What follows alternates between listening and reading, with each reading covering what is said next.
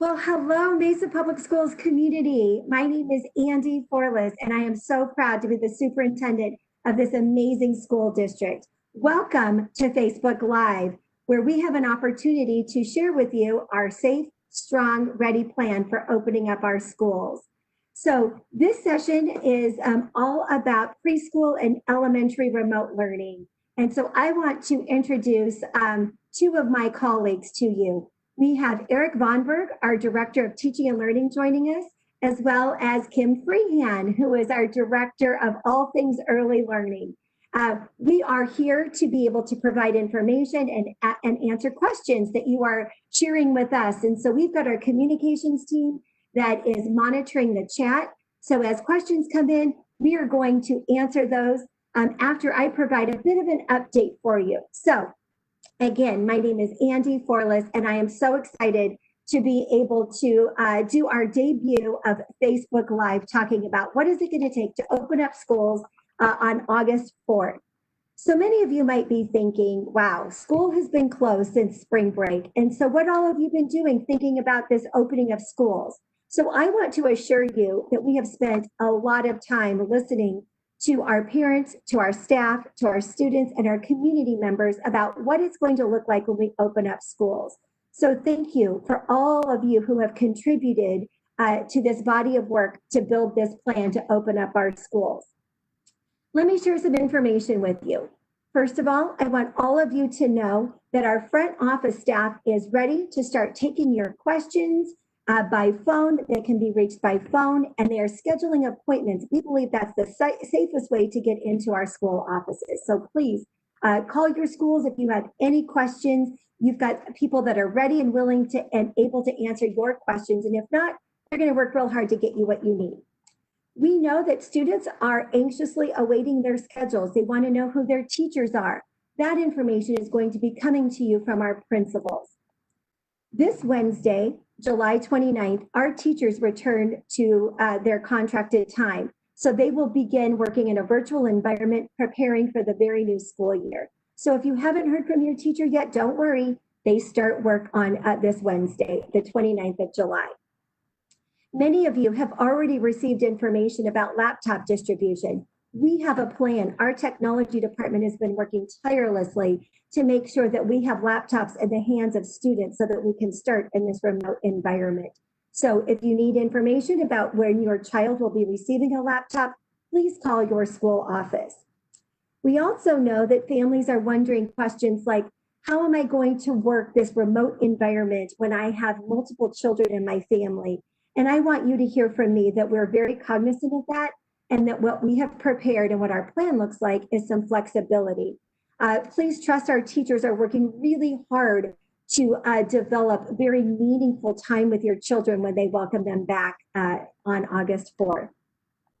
We also know that students are going to be thinking about, how are my teachers going to take attendance? Well, students will be able to log on through their devices, and they will be marked present by their teachers. So teachers will be sharing lots of information about that as well. So you're also probably thinking about the first 2 weeks of school. What can you expect as parents, as caregivers of loved ones of our elementary children and our preschoolers? So what you can expect is that the first 2 weeks, we will be focusing on building relationships, getting to know your students, having students get to know their classmates in a virtual environment, doing some team building, checking in and making sure kids are feeling comfortable as they're transitioning. It's been quite a while since we've seen them. We've missed our kids terribly. And so our teachers will be designing very intentional opportunities for their kids to get to know one another. We know that your children are going to have time to be with their teachers, and they're going to meet with them individually in a remote environment. We have the technology tools that enable us to be able to do that.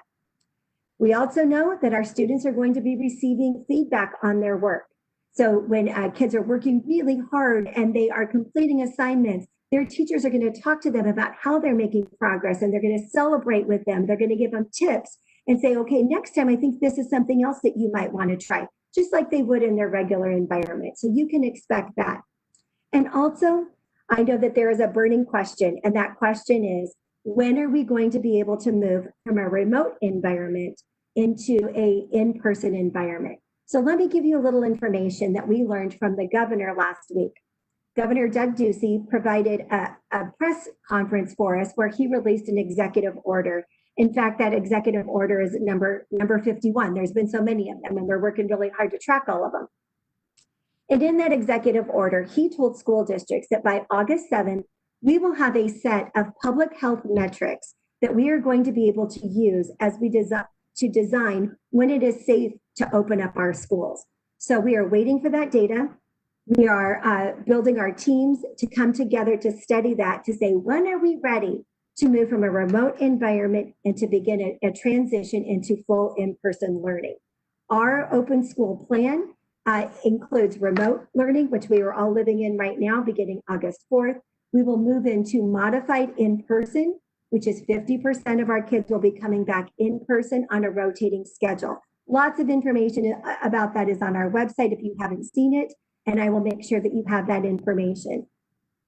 I also want you to know that families will always have the choice to remain in a remote environment all year long. So if you believe that remote learning is the very best for your preschooler, your elementary school student, or even if you also have secondary children, not today's topic, but certainly you're thinking about your whole family and all the children that you love in your life, they always have an opportunity to stay in this remote environment.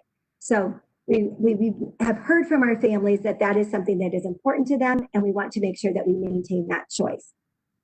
So I'm going to share the website name with you right now, and then we have a slide at the end that will give you all the places to go for more information. And that is mpsaz.org with a backslash, be prepared with another backslash, reopen. And you will see a website. Actually, it's been an award-winning website. We've had other social media groups say, wow, this is really amazing. So super proud of our communications team. You will find tons of information about what these different models of instruction look like, all of your questions that we have collected. We are continuing to add to our frequently asked questions on that particular website. But this afternoon, we're going to open it up to you in this live environment. So I'm going to ask our communications team, do we have any questions coming in yet?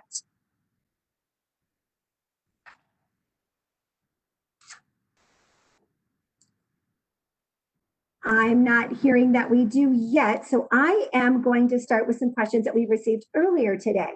And so let me start off with engaging our guests, Mr. Von Berg and Mrs. Freehand. And here is a very popular question among preschool and elementary school parents. How much time will my child spend in front of the screen of their computer each and every day? So, Mrs. Freehand, would you like to start with an answer to that question? Sure, I'd be happy to. Excellent. Children are generally discouraged from being engaged with the device. In this learning situation, we understand how important it is. And we're balancing the idea that very young students have a short attention span, generally 1 minute of attention for each year of their age. So we'll be starting the school year with several short interactions with children. The students will then have a break in between each of those interactions. We expect we'll have access to 5 different opportunities. Each one should be less than 15 minutes, and every opportunity will also have a recorded version. So if your child does not pay attention for the period of time, then you'll have many opportunities to view it again in a recorded situation. And Mr. Vaughn, talk about screen time for our elementary children. Sure. The one thing I want to explain in a remote learning environment that may make everything a little bit easier to understand is it's going to be a mix between what we call synchronous and asynchronous learning. And synchronous learning is when a teacher like this right now is a synchronous environment where we're getting to talk in real time. So it's going to be a mix between that and asynchronous, which would be similar to something like homework, where the teacher and the student aren't together at the same time. And so given that in a remote environment, part of that time, usually the synchronous stuff, is going to be times where students are spending time in front of the computer. There may be some asynchronous times where students are having to engage in some work, completion of assignments that's going to require them to be in front of the screen. Generally speaking, looking from K to 6, there's going to be different recommendations about the amount of time. And I want to remind you, as I give you kind of these general overview of the hours of time, this is synchronous time. This is a mix between the two. So the general recommendation is about 2 to 3 hours a day for kinder. For first through third, around 4 hours a day, and fourth through sixth is going to be around 5 hours a day. And the kids are not going to be spending their whole day in front of the computer screen. And I can tell you, as someone who is engaged in remote work, it's just not a fun thing to do, to spend all day long in front of the computer. And it's not the best thing for them. So it's going to be a balance between the two. And I want to reiterate that anytime that a synchronous live session is happening, where instruction is happening for the whole class, the teacher is going to record those sessions and make them available at a later time. And that's going to be one of the design considerations we have, to try and make it the learning as accessible and inclusive as possible in terms of when people can access those learning opportunities. Excellent. Thank you. Thank you, Ken. Thank you, Eric. We do have a question that is coming in from our communications team that's saying that there's lots of questions on preschool. They're wondering when they're going to hear more information about preschool for their children. Is that something that you can answer for us today, Kim? Absolutely. Thank you. As Andy stated, our teachers are returning on Wednesday. They will all be participating in a meet the teacher sort of electronic connection with families. Sometime on Friday or Monday, they will be in connection. And then the rest of next week, we have plans for them to meet with families individually. The session we're calling Boot Camp. It was intended to be in person with a handful of students and their families at one time rather than the whole class. But we're adapting during this environment to have it be an individual conversation with each family. So whatever caregivers are going to be supporting the child's learning, the child, the teacher, and any other school staff that will be involved in that child's learning. And during that session, there will be individualized questions about how the schedule might work for that particular family, access, training, individual children's needs, and just a chance to get to know each other before the actual learning begins. So 2 opportunities at least: the meet the teacher and then the individualized boot camp session. Thank you so much, Kim. I appreciate that. That's great. That's very comforting to be able to hear that students and teachers will have an opportunity to see each other, put names and faces together. We have some more questions coming in about how will kindergarten kids learn to write in this virtual environment? Hand it over to either one of you. I know that you both have experience working with children of all ages. Eric, do you want to take this from the Florida virtual perspective?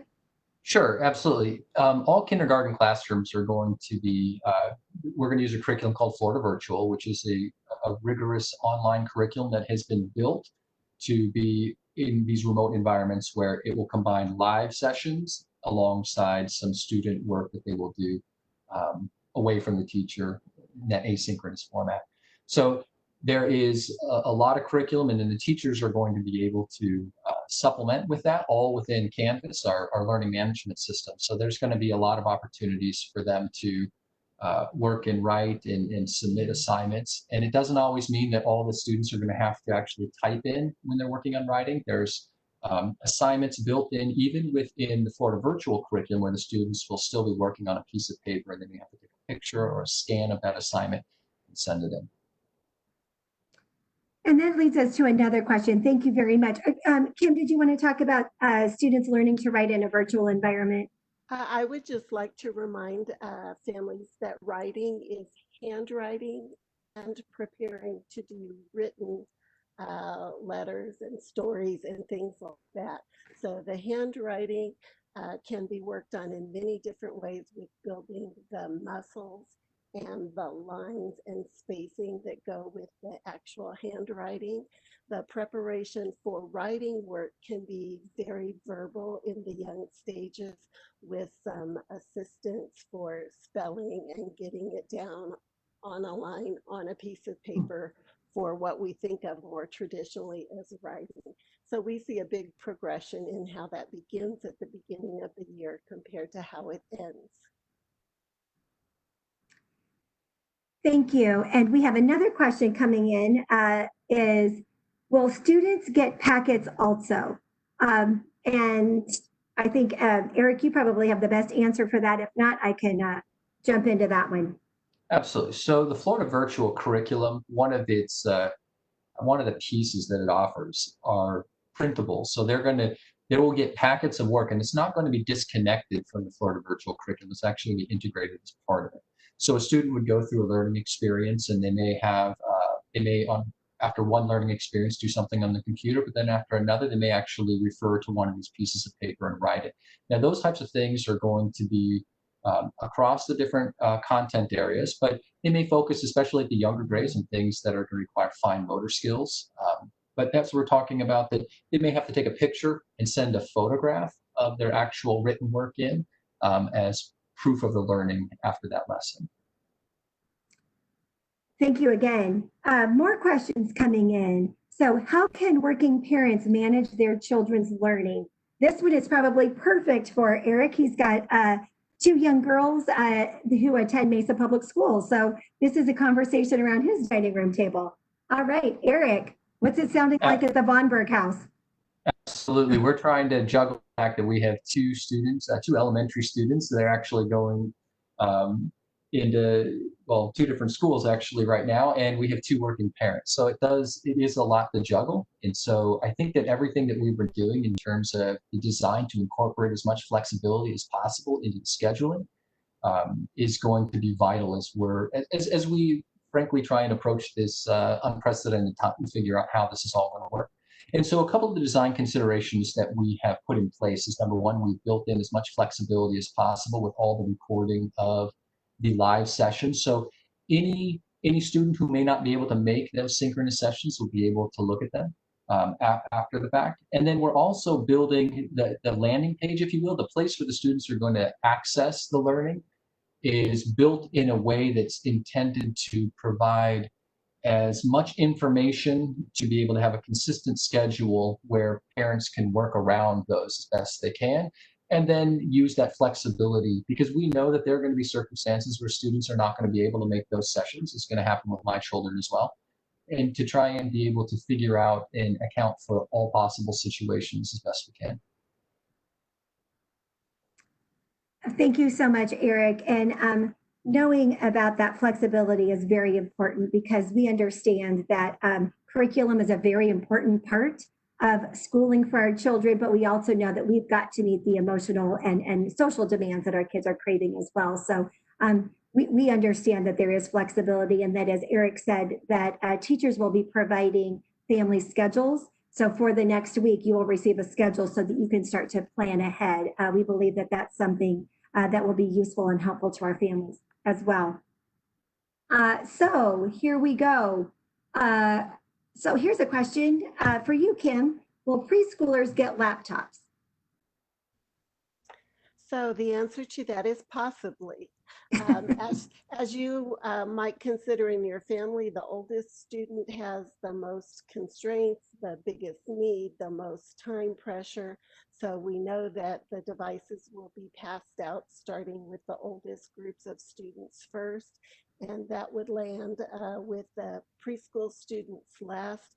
However, there are several options available to us, and we would work with that.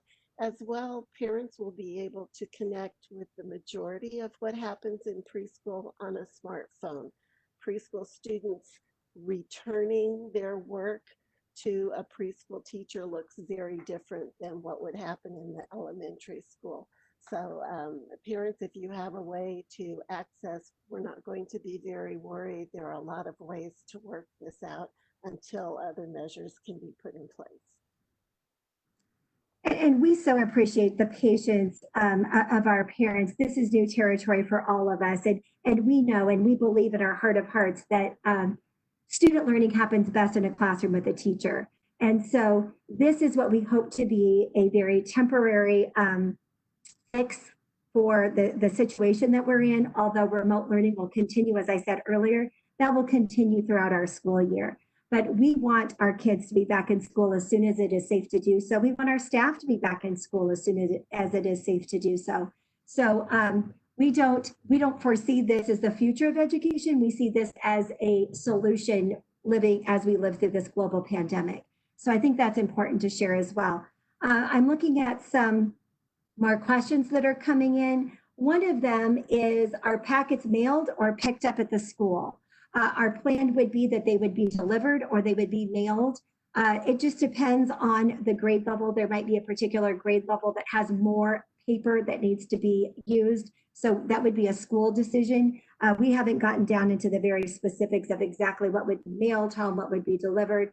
We will listen to our families to see what would be best. Some schools might have a different methodology than another. I think it's also important to let you know that every school will have a family support team. So our principals are designing family support teams to respond to the individual needs of that particular community. So if there's a higher need for paper packets, then that's going to have a different solution based on what the needs are. Here are some questions. We're thinking about technology for a minute. Can students use an iPad? Would you like to be able to respond to that? We know that Florida Virtual works on an iPad and the preschool curriculum. What would you have to say about that, Kim?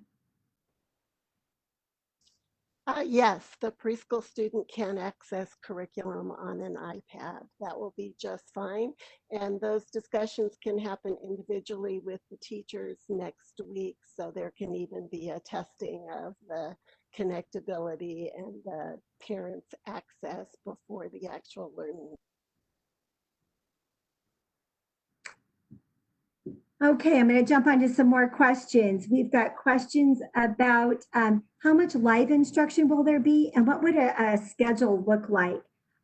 We have on the website that I shared with you, we have a sample schedule of what third grade would look like. We have a sample schedule for 8th grade and a sample schedule for high school. Those are samples. We understand that in a very large school district with 62,000 children and 4,000 teachers, there's a lot of flexibility because we need to meet the needs of our individual students. The one thing I do want you to hear is that as we open up school on August 4th in this remote environment, this is a structured curriculum with structured expectations for both us students as well as our teachers, and all of us are living in a very different structured environment in this remote learning. It will not look like the emergency teaching that we had to do into the spring. That was turning our whole system on a dime.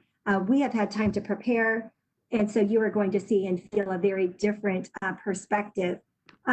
Moving on, I'd like to, there's some questions coming in around special education. We have a Facebook Live tomorrow that is focused on special education, both in English and then another follow-up in Spanish. So I want to make sure that we dedicate time to that. All of these sessions are being recorded and those will be on our website. We do not have our special education experts with us here this evening, so we've got that scheduled at a different date. So we haven't forgot about special ed, it's just not part of today. I'm also looking at another question about Montessori. Can you talk to us a little bit about Montessori and what that will look like? Eric. Yeah, we've been working with the Montessori teachers, and right now they're going to go through, we've been coordinating with them in terms of how they're going to use and do this remote learning. The plans are still being formulated, and the idea is it's going to go through Canvas. And the question is they're building out, and they're going to be building out some of their own resources that are really aligned to the Montessori philosophy, and those are the conversations I've been having with the Montessori teachers over the past couple of weeks. But they will also have access to Florida Virtual. And so they know their philosophy and the types of things that Montessori lessons entail. And so they're going to have access not only to Florida Virtual, but then all of the lessons that they create. And they're going to be doing their best to recreate the Montessori experience online. As with everything, you can't exactly recreate that. And Montessori, in its very nature, really is based around an in-person experience. But that team has been working tirelessly for some time to start building those learning experiences. And we are coming to a close of our time. We've scheduled 30 minutes for this. And so we are coming to a close, but I want to make sure that we answer this one last question, which is, what are the hours of the school day? So the school day will follow.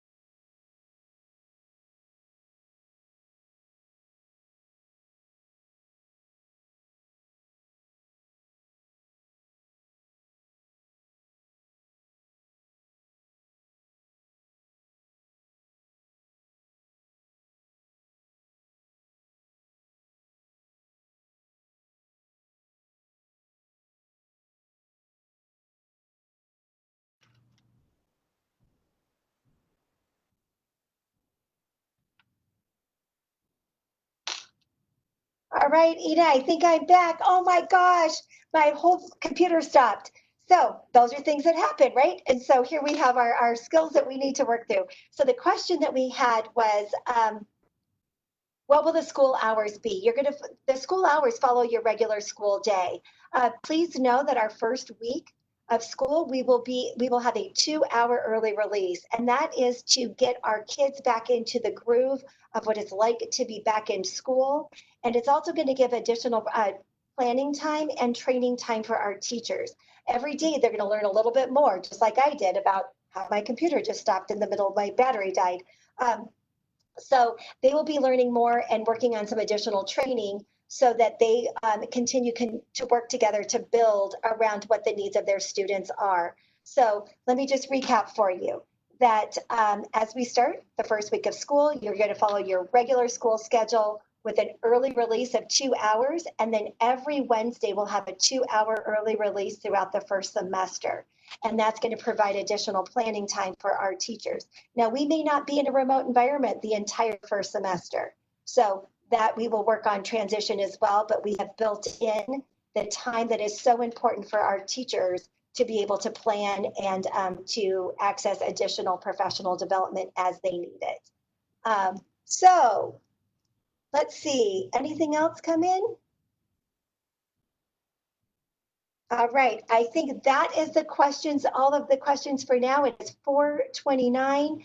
Thank you for being part of our very first Facebook Live series. We have our plan to open schools, which is designed to be safe. We really believe that it is a strong plan, and our teachers, our administrators, we are so ready for your kids. We can't wait to see them. So Ina, if you would like to add up or present the slide that shows all the great information. Here you go. If you want to get that website to see everything that we have, including sample schedules about opening schools, there's the website. You might want to take a screenshot of this one. Enrollment information, make sure that your kids are enrolled, and all of that is done online. There's a website for you. Technical support. You will see that there's outreach, specific training for parents to be able to, and caregivers around technology support, parent resources. It's not easy. We know that this is a huge undertaking for our parents, and so we have resources for you. We also have Parent University, which is parenting classes, and then employee resources. So thank you again. We so appreciate your time with us. I'd like to thank Eric Vonberg. I'd like to thank Kim Freehand and our technology and communications team that has made this Facebook Live possible. So thank you very much. If you want to tell your friends, we will have this posted onto our website soon. Thank you so, so very much. Enjoy the rest of your evening with your families. Thank you. Thank you. Thank you. Bye-bye.